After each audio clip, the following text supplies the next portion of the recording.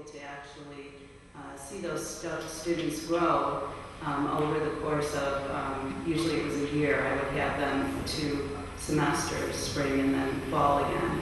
And it really pleased me to see this happen, that these students would really evolve, and they would be handling issues that they couldn't handle earlier on. And I think that a lot of this was because of the support of the Title V grant and the support that came out of the office and the people that work for Title V at our school.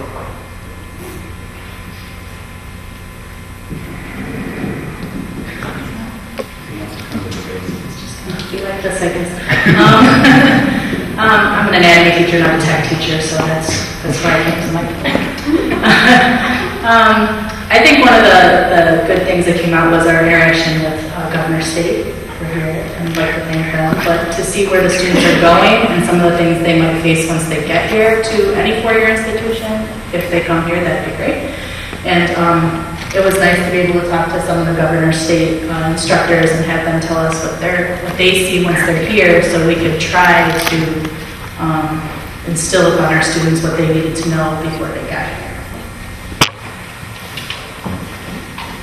So one aspect that we've touched on so far is the faculty development program. And just to give it a little more background so that you don't feel lost, that's just one of the aspects of the grant. What we were asked to do was provide a series of seminars, both in conjunction with Governor State University and as standalone programs to help our faculty have more perspective on teaching techniques, pedagogy that will allow them to cultivate Hispanic learners, to motivate them towards retention, to keep them in class, towards things of all of this nature. So it's been a big goal of ours, the idea to make our largest student population have success at Morton College has been a vital part of the Title V grant. So to give the faculty a break for a moment, we'll turn it over to the students, and they're dynamic students sitting here, and they get to see me almost every day, and they're nervous right now, so smile at them a lot and give them a lot of good nonverbal feedback.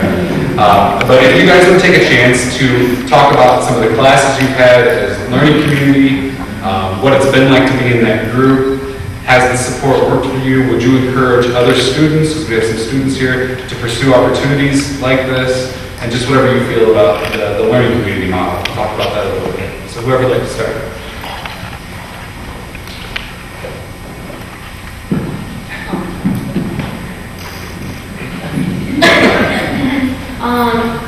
Well, I've been a part of Title V, the Title community. I've been with them since last semester, and unfortunately I didn't find out early enough to take advantage of all the opportunities they had and all the help they could have given me. So since I barely started, I didn't get all they had before. But what I did get was, one of the opportunities that we had was go to a classroom and have your own group, and that actually helps because you get to interact with one another and you get help from the other students. If you don't get something, you could ask a teacher, but then again you have your friends there.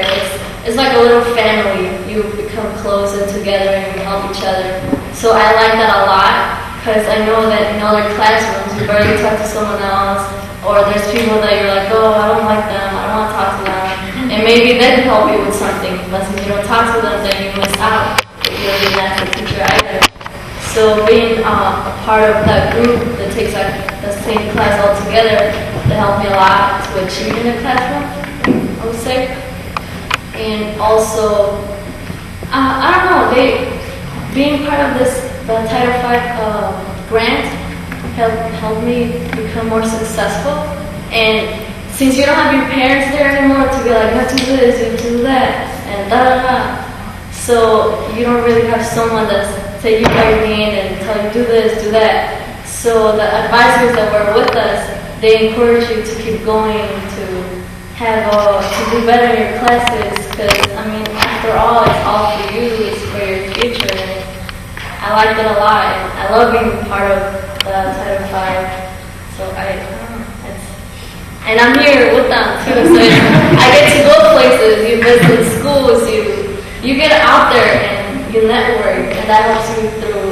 Either if you want to go to somewhere else, to another school, you meet people from there, and they help you a lot. So, like, I want to come to this school, so like coming here, I could network with other people, you know, so it helps you a lot. So Karina wants to be here in a year, right? Yeah. So everybody welcome her.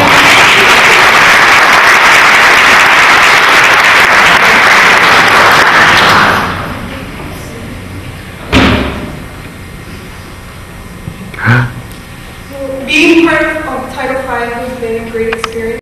And Psychology 101. So those are packaged together as a learning cooperative class. And then second semester you take English 102 and World Religions. Thank you. That's another schedule that is meeting. What do you take next fall? Geography.